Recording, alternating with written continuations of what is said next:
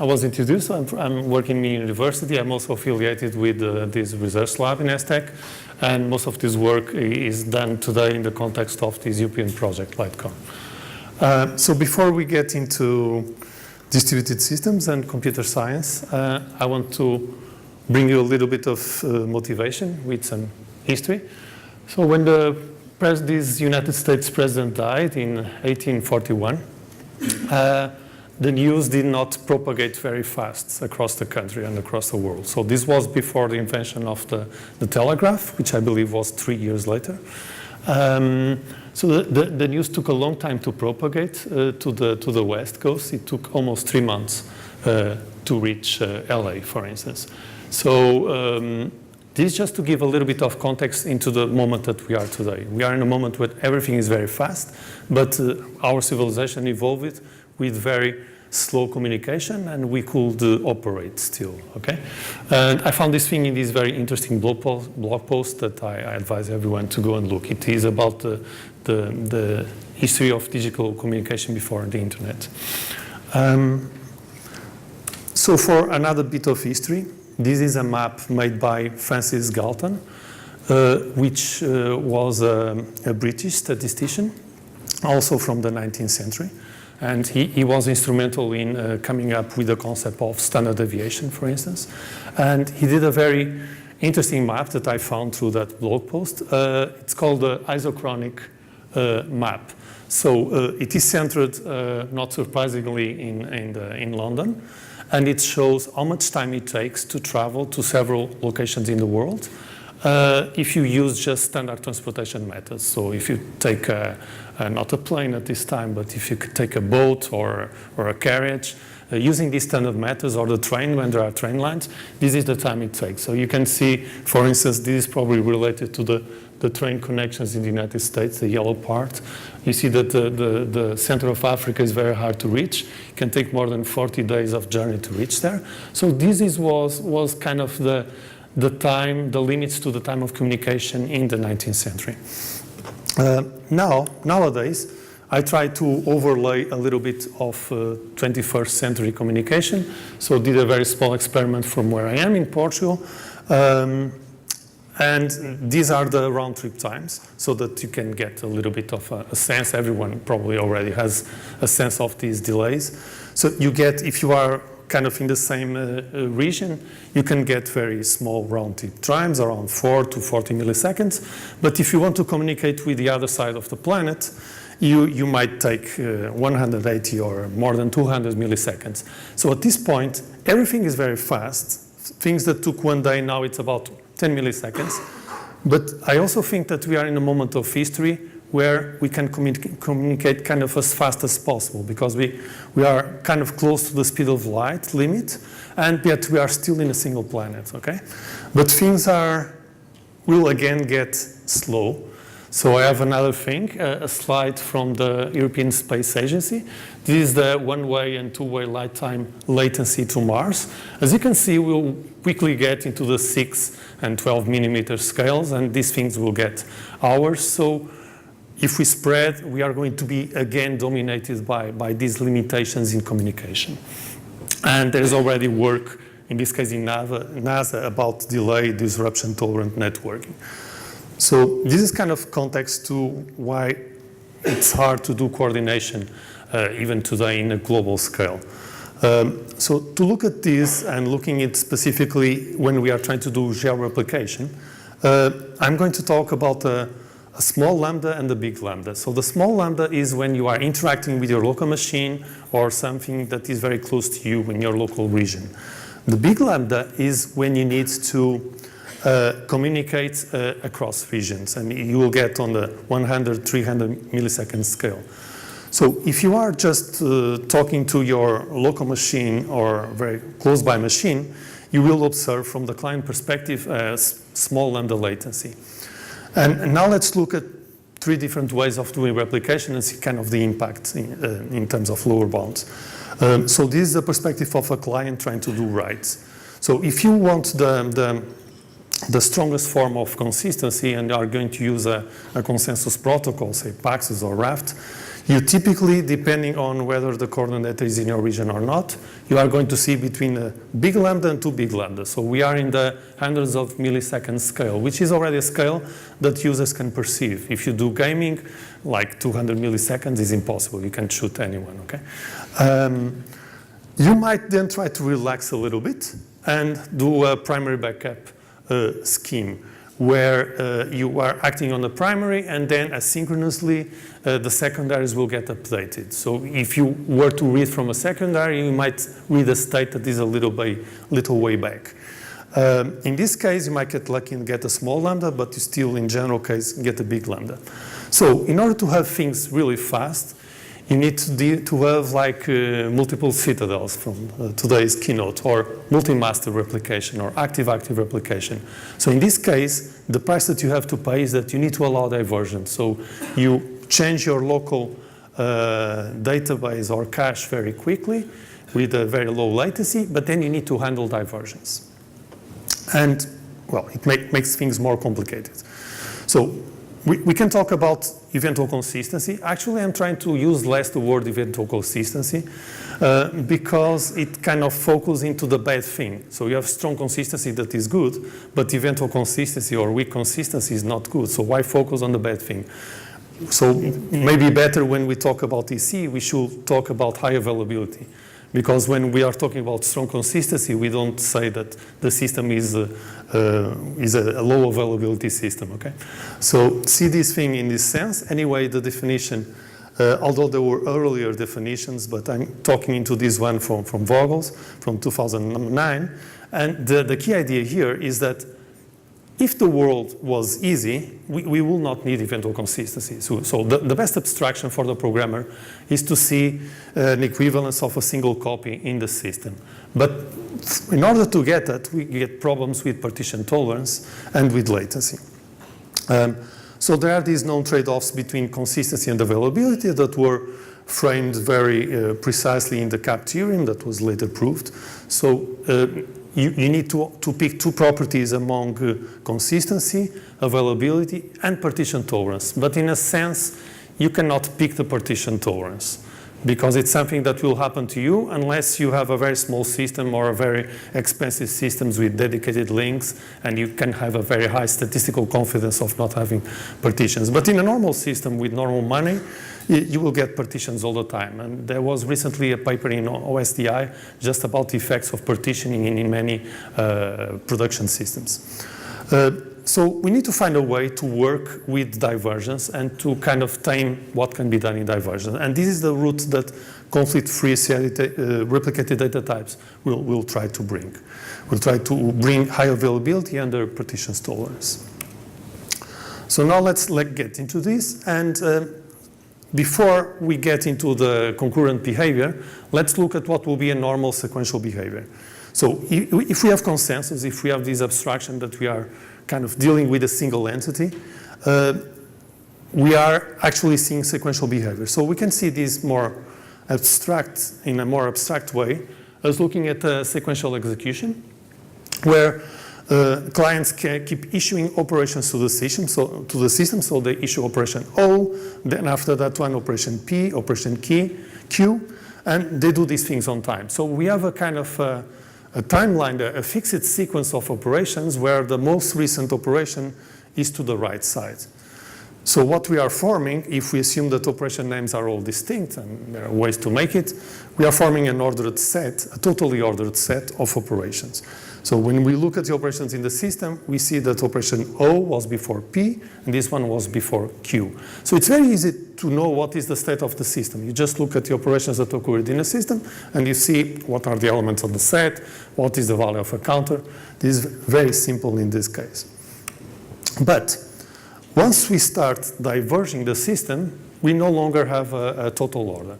So now we must think in terms of a partial order that will expose concurrency that happened in the system, because you changed something in a place and concurrently someone else was changing the same thing in a different place. So in this case, we have mathematically we have a partial order. We still have a set, And actually, a total order is also a special case of a partial order.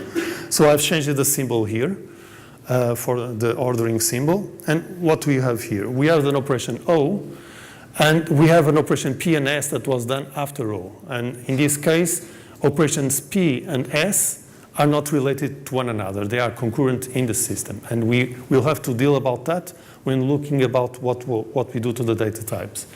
And we have a sequence relation from operation Q, so Q was done after P.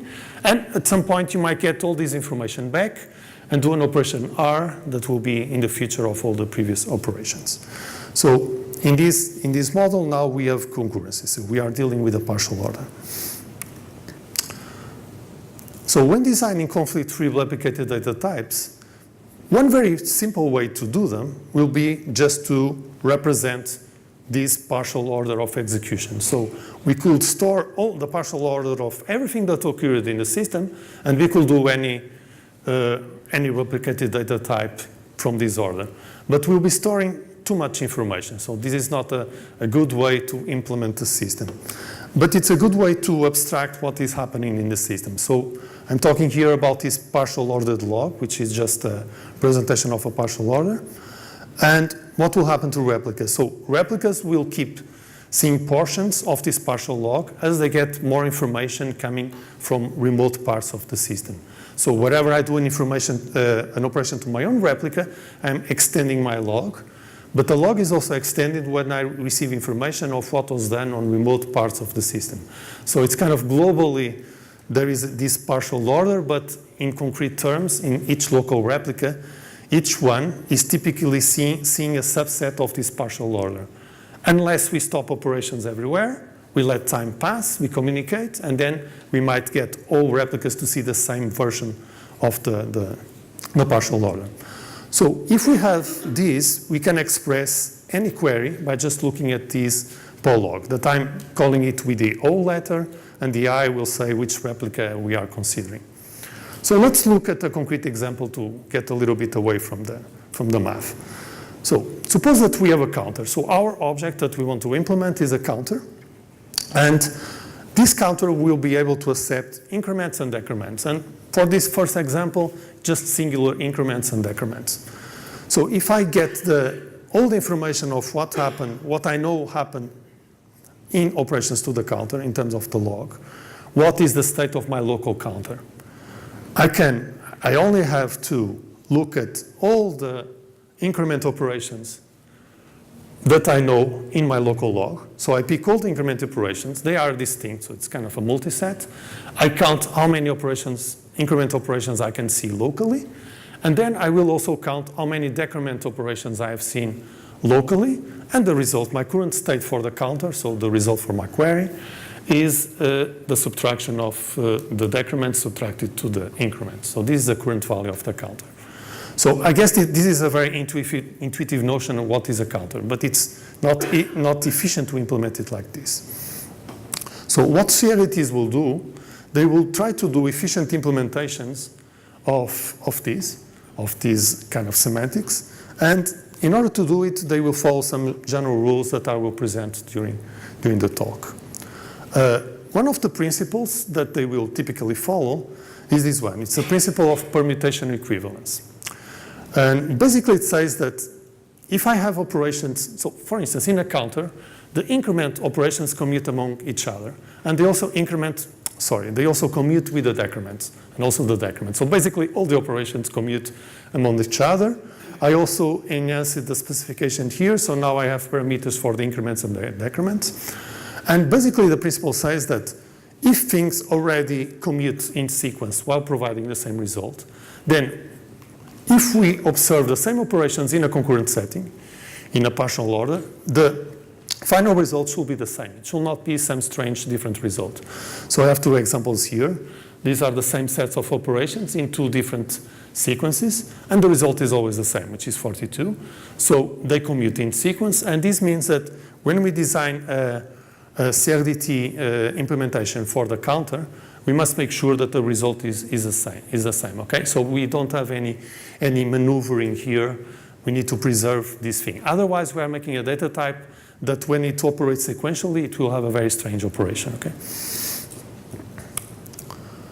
So how can this thing be implemented? To get a little bit of vision on, in practice, how we can implement this. Again, we are not storing the whole pool of operations, so we need to do something. So what we can do is, for each site, so we kind of fragment the increments that were issued in each of the sites. We kind of shard or partition it. So for each site, so for instance, for site A, I will keep two numbers. The number of increments that were done in site A and the number of decrements that were done in site A. And I will do the same for all the other sites. So this will lead to this kind of implementation. So this is the same run, and now this is a state that is being registered, the concrete state registered in the system in a concrete implementation for the same run. So when we did 10 increments on site B, we annotate that thing here. So we have this element here. Now, if you recall, we did on site A, we have seen that. So the thing is reflected here. And then we did 35 increments. So now we have the two information together. At any point, we can know what is the state of the counter just by summing these parts here and subtracting the decrements that for now are 0. Now, on site C, we did our only decrement operation. So we register that over here. And at any point, we can collect all the information, as we did over there, and continue operating the system. So what happens here is that we collected, so remember there was an increment of 2 done in site B after joining everything. So we collected everything, and now we do the increment, the extra increment. So we see that B evolved from 10 to 12. So the state is not growing larger than this at this point with 3 sites. So it's not getting more width. We are now only incrementing at a logarithmic scale by incrementing the counters themselves. So once we represent it like this, we are actually building a semi-lattice. So I'm not going to get too much into details, but it's a structure where you have a merge operation. And the merge operation here is whenever you want to merge 2 of these states, you only need to go and do the pointwise maximum among the entries. So I could even pick this state here and merge it with a past state that occurred in the system, and this should not alter the state that we have there. For instance, suppose that I'm going to merge this thing, so I made a backup copy of this, and I'm going to try to merge it into the last state. Since we are doing the maximum between 10 and 12, we stay with 12. And between 0 and 0, we stay with 0. So one nice property of semi-lattice is that you get idempotency and that you can, for instance, retransmit messages. So you can send a state to another system to synchronize it, but if you're not sure that that state was delivered, you can send it again, because you will not get 2 different effects from sending the state. So the state of the counter is, at any time, the value of the sums minus the value of the decrements. Now let's look at the target data type, a simple register. So a register is something where you can write a value and read a value. So when you look at a register sequentially, you have several write operations occurring, and you can write back the same value that you wrote initially. So in site A, wrote X, then we write J, so now the value is J. Now we write K, and again we write X again, so now the current value is X. So it's very easy to look at this sequence and see what is the value of the register, just the last value that was written, okay? And another thing I would like to draw your attention to is that even if we are in a distributed setting, we might observe these sequential executions, okay? The same will happen here if everything was done at site A. But even if you are doing operations on 2 different sites, if the operations are not frequent enough and you have time to communicate, you will also see sequential executions potentially. So in this case, we have the same execution, but we did some operations on site A and then the others on site B and again on site A. And again, the value should be the same and the distribution, the last written value. So how can we implement these things? So I will give a counterexample and look at a naive last writer win implementation, which is a way that traditionally is used in sense systems to implement this. So the idea is to tag each write operation with a wall clock taken from the local node. But as you probably know, the clocks are never fully synchronized. And actually, there's no single notion of time that is global to whole the planet or the whole universe. Time is a local property. And that also implies that the synchronization that we can have among clocks is related to the distance, the latency distances that we have between the machines. So clocks will always be a little bit out of sync. But to make the example easier, I put them very out of sync. So it's a 1 hour difference between the two sites.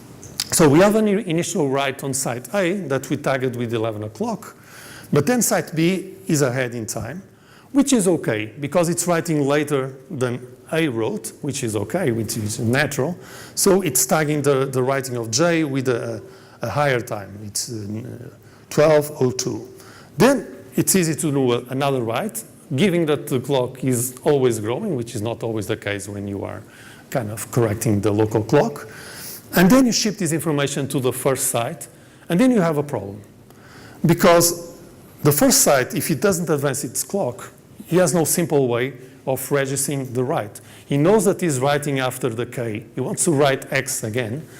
But if you tag it with your local clock, depending on the implementation, you might not be able to register that. And even if you can register that on your timestamp-based database, when you ship it to site P, the value will probably be ignored. Okay? So it's tricky to use wall clock times to kind of implement registers. Although there are cases where they can be used more with some care, they can be used efficiently. So let's kind of make more concrete or more abstract what we mean by a register. So the register will show a value V at replica I if someone wrote in the log, we see a write for value V. Okay? Things are not coming here out of thin air. And if there is no V prime, different from V, that was written after V. So I guess everyone can accept that this is the intuitive concept of a register. Okay? Something was written, maybe before that it was a nil value, and then nothing was written after that. So this is what we expect sequentially when we are setting the state of a variable, for instance. This brings me to the other principle. So when we are doing now the concurrent variation of this, we should preserve the sequential semantics. So this is the second principle.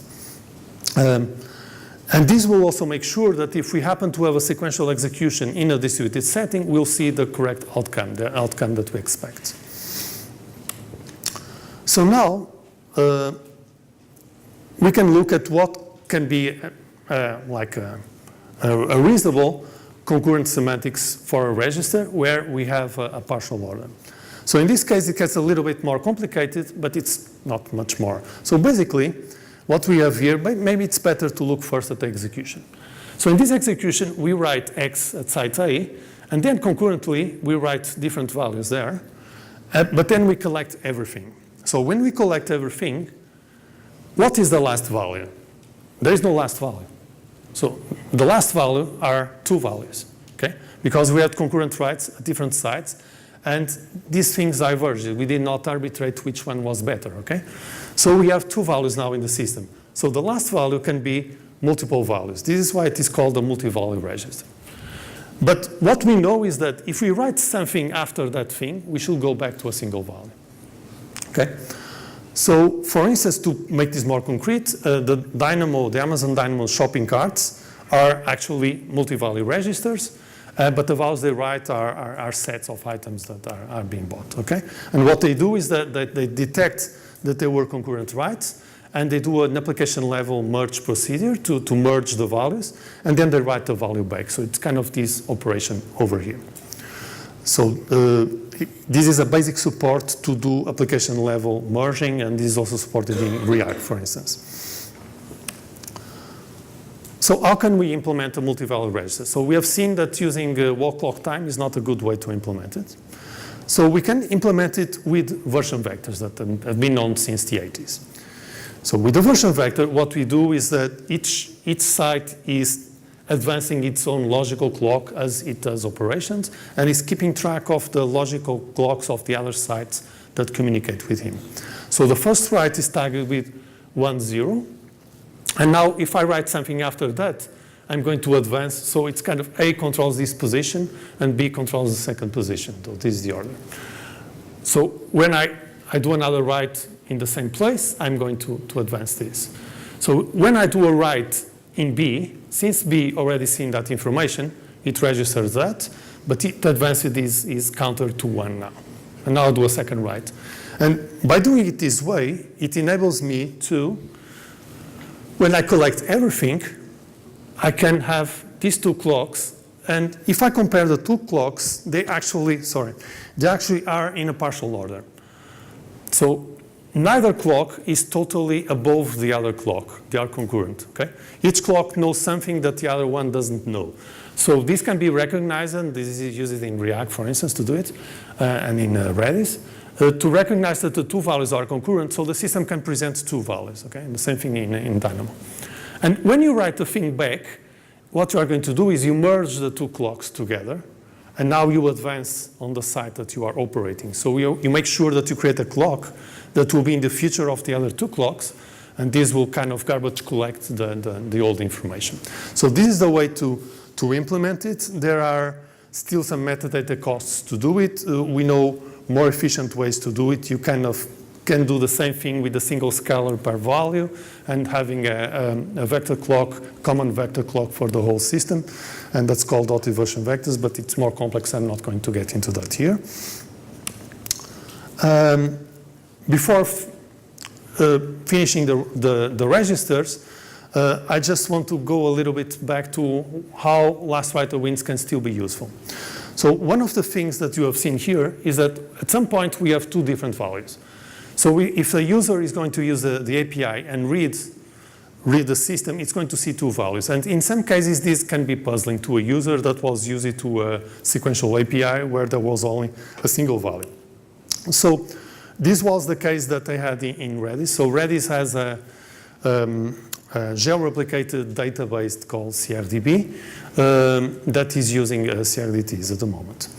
And they had to implement multi-value registers, but they were limited by the API. So the user is already familiar with the API, and the API is only presenting a single value. So they had this conundrum to fix, and what they did is that they kept tracking with the logical clocks. They use the version vectors, so they really know that there are concurrent values, but they also register the wall clock time.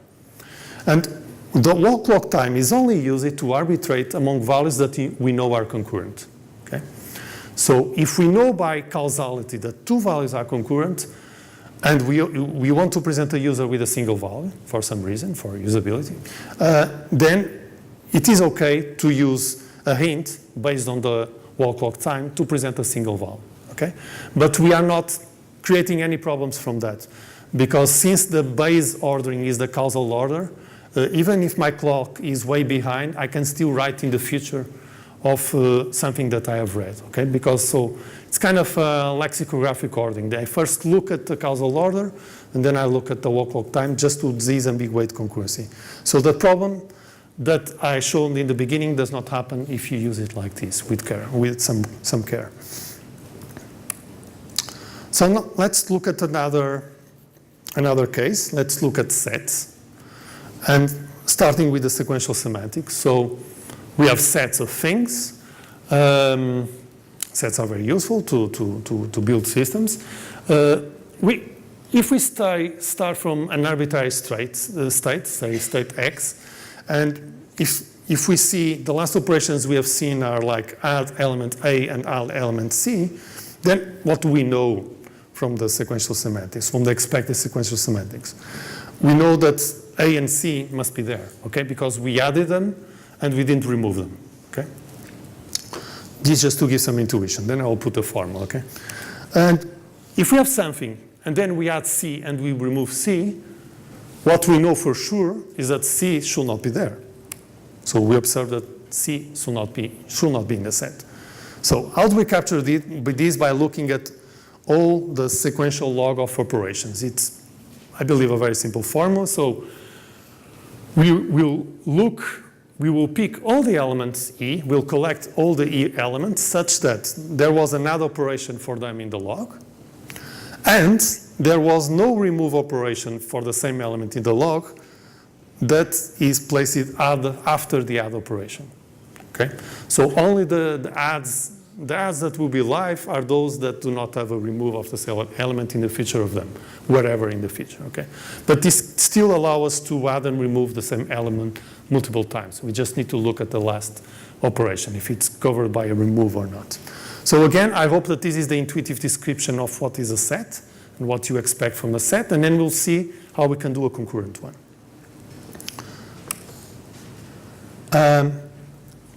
Starting with an example. So the concurrent one will bring us some problems. So the first problem is, okay, we added element X, then we remove it in two different locations, that's okay.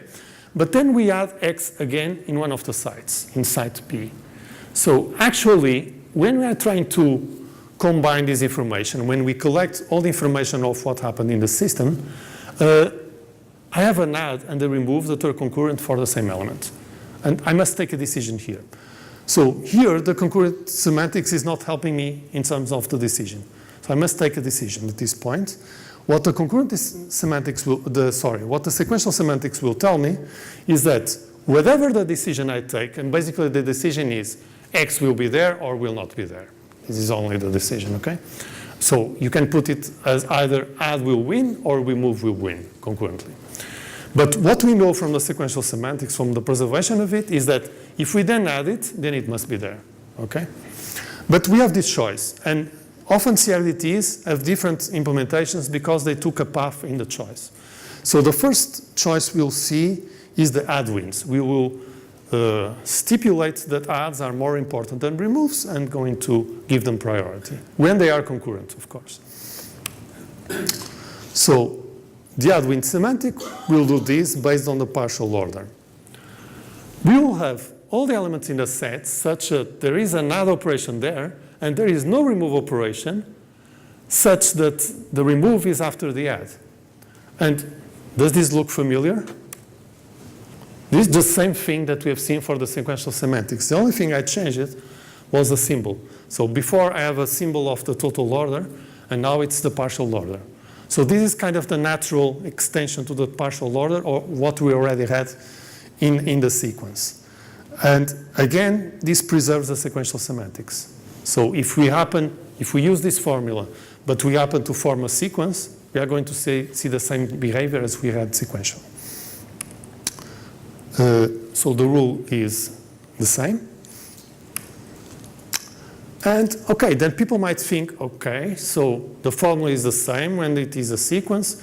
So is this concurrent thing equivalent to a sequential execution? So there's lots of work where we have concurrent executions, and then we need to find a sequential explanation to the execution. Okay, we kind of toy around with the position of the operations, for instance, in transactional work, to kind of get back a sequential explanation to the system. But the trick here is that in this case, there will be no sequential explanation. So let's look at an example for this. So we started from X and I in the set. We added I again, which is okay. And then we remove X. So what is the state that we have? We added I, so Y must be there. We remove X, so X is not there. So this is the current state on replica A. And on replica B, we do the symmetric thing. We are adding X again, and we are removing Y, okay? So we now have X. But what will happen when we combine the two things? Using the specification that I gave in the previous slides. You will see that there was an add that does not have a remove of Y in its future, correct? Because the remove of Y is concurrent to the add. So the I must be there. The same for the X. We have an X that does not have a remove of X in its future. The remove is concurrent to it, okay? So the X will be there. So when you reconcile, you get the same state, which is perfect. So this is the add wins case. You get the same state. You get X and Y over there. But while it is working, you cannot form a sequential explanation to it. You cannot put these operations in a sequence and justify that state. Only a concurrent execution just justifies it. So this is the counterexample. So if you try to fit the operations there, if the remove x is the last operation, then x could not be there. And if alternative, the remove I is the last operation, then y will not be there. So the lesson here is that these concurrent executions that we capture with CRDTs, they have richer outcomes than what we'll get with a sequential execution.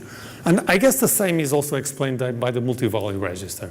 Only with these kinds of registers, you get a register that has more than one value, because only the concurrent execution allowed that thing to happen. So there are richer outcomes here.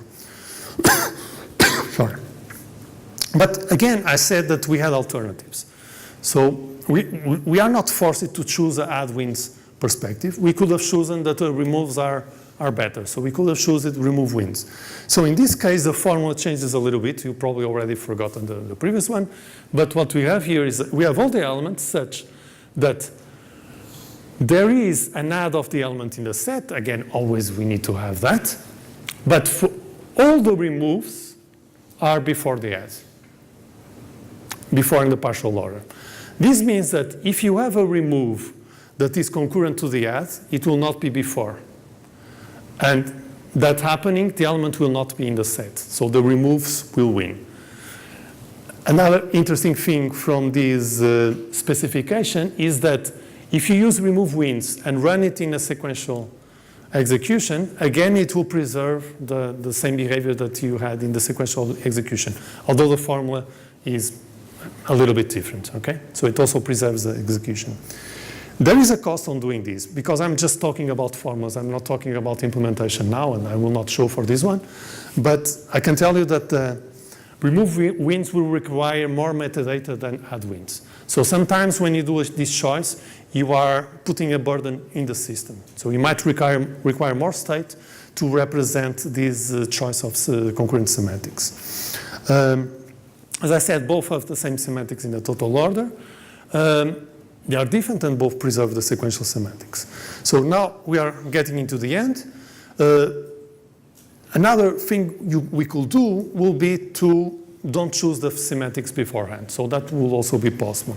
So you could do, and there's been work doing that, you could do a data type where you do not decide beforehand if you are going to do add wins or remove wins.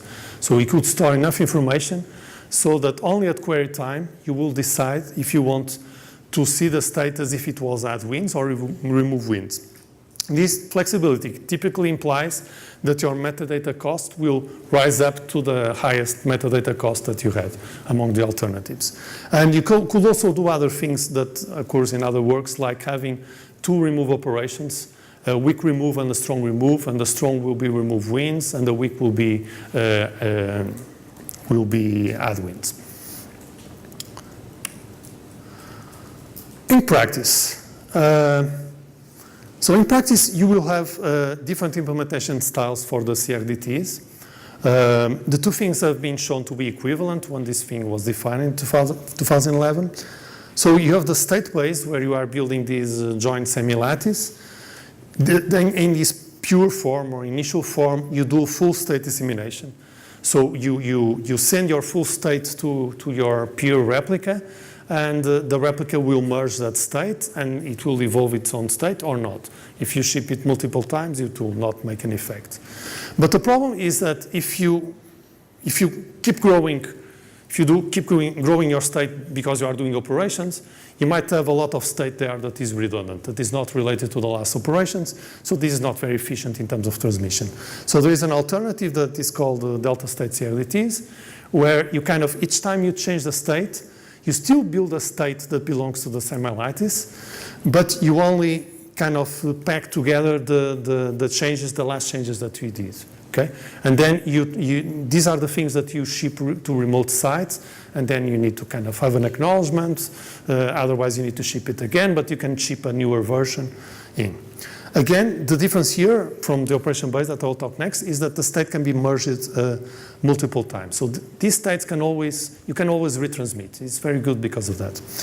The alternative is to use operation based. For the operation based, you are doing a reliable group communication. You need to do reliable dissemination. Typically, you need to know the membership. You need to know how many replicas you have, which is not a requirement for the state base. State base typically only requires unique IDs. And here your middleware, you are shipping some of the work to the middleware, to the group communication middleware, but the middleware must make sure that operations are applied only once. So it's kind of the difference, because when you start talking about deltas and operation base, it gets a little bit fuzzy, but deltas you can apply multiple times, no problem. Operations you only apply once. In terms of doing these things in practice, typically you can find some data type libraries that can be tied together with serialization, and then you can use dissemination of gossip middleware to spread things around. Another route is to use a database that has CRDT implemented inside. So I have here a very non-exhaustive table of some of CRDTs that you can find in practice. There's much more than this, but you have kind of support to do these libraries and the dissemination on these kind of three first examples. Some are using deltas, others are using ops. You have some examples of collaborative editing in the APFS system. And for the distributed DB cases, you have React that was pioneering in adopting this kind of technology in real industrial settings. And you have recently Redis that is using a kind of a hybrid between the two models. I think Hazelcast recently, they ran into problems with partitions, so they added CRDT counters to their system also. And you have a research database that is also developed under Litecoin that is doing all these things plus transactions with parallel snapshot isolation. And these transactions will always succeed because they can be merged since they are expressed in terms of CRDTs. So final message. I think we need concurrent executions to deal with latency.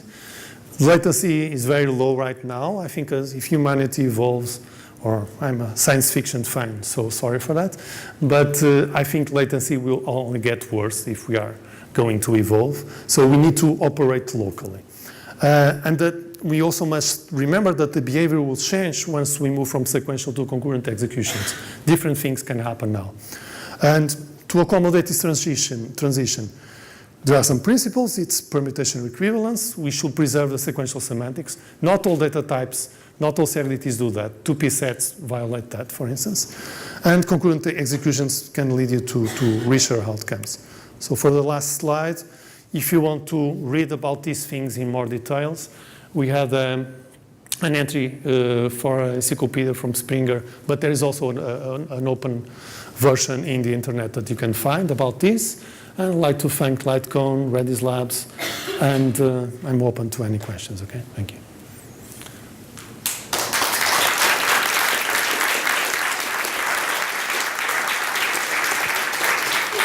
All right, so we have questions?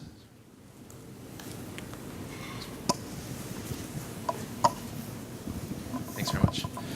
Hi, would you mind going back a few slides Sure. to where you compare the different techniques? When? Which one? One more, I think. This one. Now, Yeah.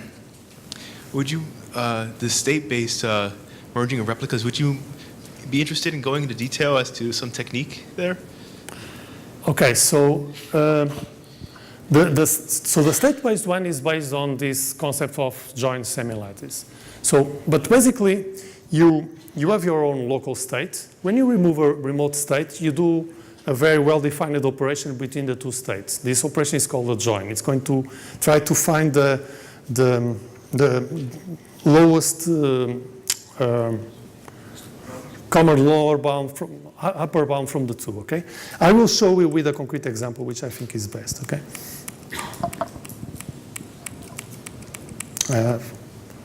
So suppose that you have this state and this state here, and you want to merge them together. So what you do here is you go for each site, and for each site you are going to look at the two numbers, and you are going to pick the highest number between the two. So for A, you don't have any information on A over here, so you keep this entry, A350, because you only have information on A on this one. There's no information over here. For B, this is going to be a very easy one. Okay, sorry. For B, you have exactly the same information. So you take maximum of 10 and 10 is 10, 0, 0 is 0. You get that result. And then for C, it's only here. So you get again this thing. So this was a very, it was not prepared to answer your question, so it was a very simple one. But we can do it again by, for instance, trying to merge this one with this one. So suppose that we retransmitted this state. So this state was already computed from merging these two. There was already an evolution on B that evolved it to 12. But then there was a retransmission from site C. Site C was not sure if the message arrived, so it retransmitted. So it sends this thing again to you. And again, we do the same merge operation. B, 10 with 12, the result is 12, because we pick the maximum. Okay? So we are not adding together. We are not going 10 to 22. Okay? We pick the maximum.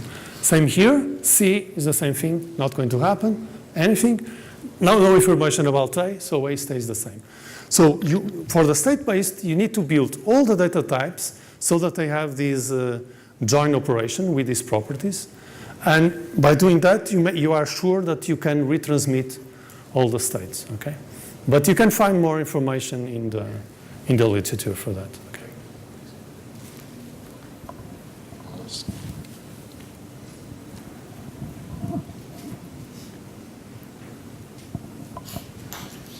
So I have a question about vector clocks, because having a vector clock implies that each part of the system knows what kind of index in the vector clock it's responsible for, right? Yeah. So when you have a system where participants come and go, you need some kind of coordination for that.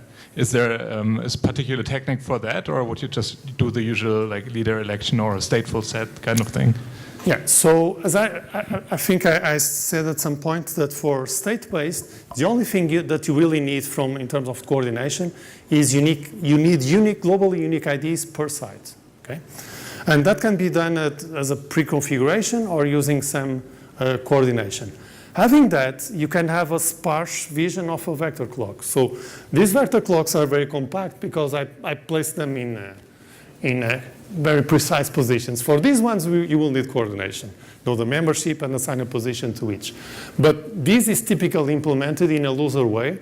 So it's implemented by, like, A is mapped to 1, and B is mapped to 0. So you can start just by knowing yourself, A, map it to 1.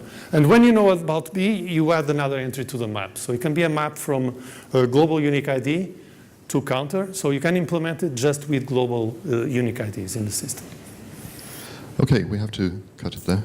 So let's thank our speaker again. Thanks.